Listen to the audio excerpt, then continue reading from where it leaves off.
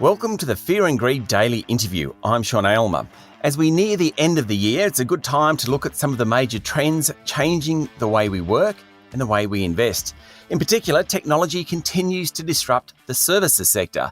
And after a couple of decades of relative stability, services are now on the cusp of a major disruption.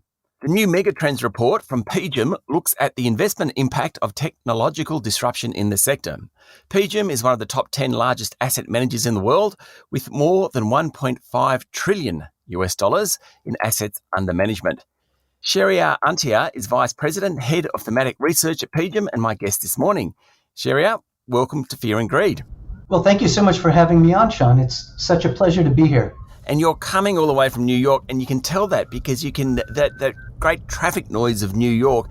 You may not be able to. You may not even hear it anymore, but just very faintly we can hear it, which is kind of exciting to think that we're starting to share the world together again. Indeed, Sean. Coming at you live from New York City. Great. Now let's make it clear what we're talking about when we refer to services. I know it's a huge part of the workforce in developed markets and a huge part of global GDP, but can you define it for us? Services are a really major part of the global economy, as you talked about. They make up roughly 3/4 of labor in places like U.S. and Europe, and almost half of employment in major emerging markets as well. And what's important for investors here, we think, is that the deck is about to be reshuffled.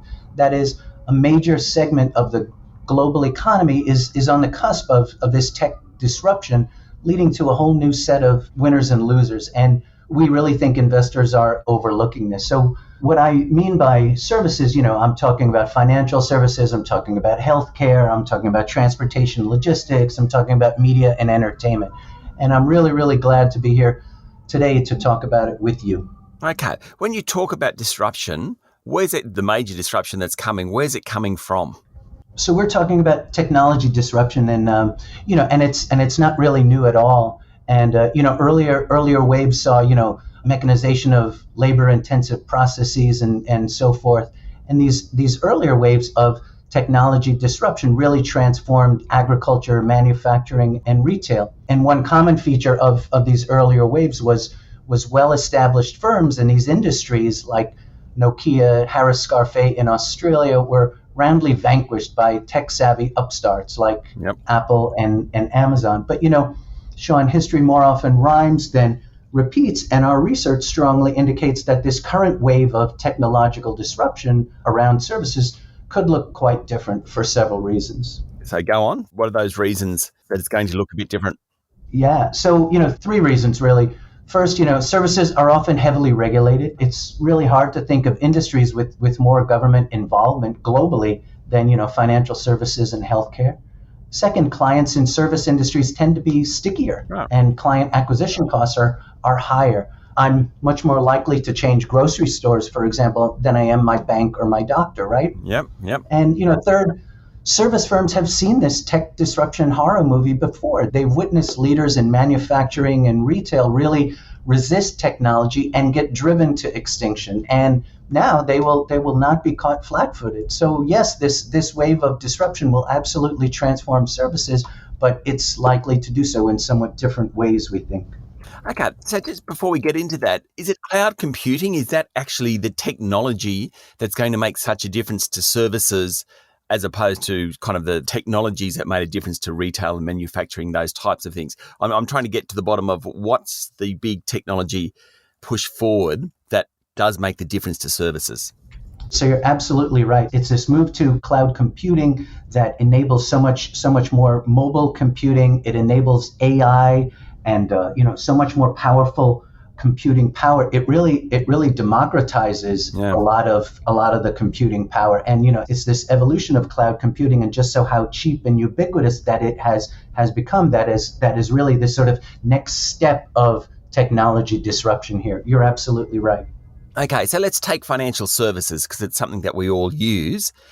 How much change will there be in that sector? I mean, what do you think the role or the influence of fintechs and neobanks will have going forward? So, first, let me say that overall, financial services are a tough sector for upstart disruptors to crack. And a really good example of this are robo-advisors. Sean, I'm old enough to remember the breathless hype on Bloomberg and OzBiz Yep. around robo-advisors 6 and 7 years ago, and how they were going to first take over wealth management and then come after institutional asset managers. Well, last I checked, Macquarie and BlackRock are doing just fine, thank you. They're bigger and badder than ever before. And what started out as a revolution really kind of fizzled out, as many robo-advisors found it almost impossible to scale up. And Yep. either those client acquisition costs were high, or they lacked access to clients. Now, to answer your question around fintechs and neobanks, there's a bit of a different story there. For the most part, neobanks are not competing directly with major banks for top-tier prime consumer and business clients. Instead, the neobanks target underbanked or disengaged consumers or small businesses. That is, customers the large commercial banks don't really go after. And Yep. in doing so, the neobanks have been able to build viable businesses that have grown, especially in emerging markets where the underbanked population can be quite large. However, this kind of business model limits their growth potential. And if they want to continue to grow rapidly, especially in places like Australia and Europe and the US, they will have to compete for those prime clients. And when they do, it'll be really interesting to see just how successful they may be. Stay with me, Shehriyar. We'll be back in a minute.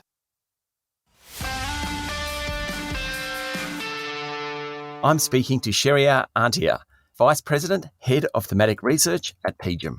Okay, another sector I want to talk to you about is healthcare. Now, obviously, things like telehealth and virtual services have been fast-tracked by COVID. Certainly in Australia they have. But there's always, when I talk to fund managers, say what are the sectors of the future, and health tech always gets a run. Well, how do you think healthcare is going to change, in the next few years because of technology? Well, telehealth and virtual services are really great examples of the virtualization of healthcare that is happening, and that's absolutely here to stay. The technologies around telemedicine existed before COVID, of course, and the pandemic really boosted consumer adoption. Just the sheer convenience of not having to take time off from school or work to visit with a doctor for routine matters is something households are just not going to give up easily. Yeah. But telemedicine is just the tip of the iceberg here, Sean, when it comes to virtualization of healthcare, we believe. There's a whole constellation of apps out there that connect with wearable devices like Fitbits and Apple Watches, or implanted devices to track and monitor chronic conditions like asthma, heart conditions, or even, diabetes. And these apps enable monitoring and care of these conditions outside of a hospital, outside of a medical office. And the pandemic has really boosted the adoption of those kinds of apps and services as well. So no question, these aspects of virtualized healthcare are definitely going to be a part of our lives going forward here. When we talk about this, I keep thinking there must be a lot of opportunity then for businesses or businesses that haven't opened their doors yet to actually get into some of these sectors which previously were difficult to enter. Now, we talked about financial services having lots of barriers to entry, but there would be other areas. Maybe it's health, maybe it's e-commerce, maybe it's transport and logistics. There must be a lot of opportunities arising out of this. When we talk about opportunities and we talk about disruptive upstarts, right? Because services are so different from retail and manufacturing, upstarts are faced with some new challenges. And the disruptive upstarts we think that are going to thrive are going to have a couple of characteristics, wherever they are, whether they're in financial services or healthcare. One, they are going to be able to navigate the regulatory landscape of the industry that they're in and of the country that they're in, because they can differ so much. And two, they will have a clear path to new customers so that they can scale up and grow easily. And upstart companies, new innovative firms that can navigate both of those should do well and really, really thrive no matter what sector. Just another thing which the report mentions is blockchain technology. Now, I would love to say I understand blockchain technology, but I don't. But even critics of cryptocurrencies and things like particularly Ethereum, they like the technology behind it. What sort of impact is that having on services, and I suppose particularly financial services? Sure. Well, blockchain, Sean, I thought you'd never ask. So two quick thoughts around blockchain. First, blockchain is really in its infancy, and right now these are really, really early days for blockchain and distributed ledger technology more broadly. And what I mean by this is there are many basic issues out there that have yet to be resolved. There's many issues on the legal front, tax treatment, regulatory issues that are big open-ended questions yet to be resolved. Even operationally, the pipes and plumbing of the blockchain, the ecosystem are still really developing. They're still really emerging. They're still ramping up.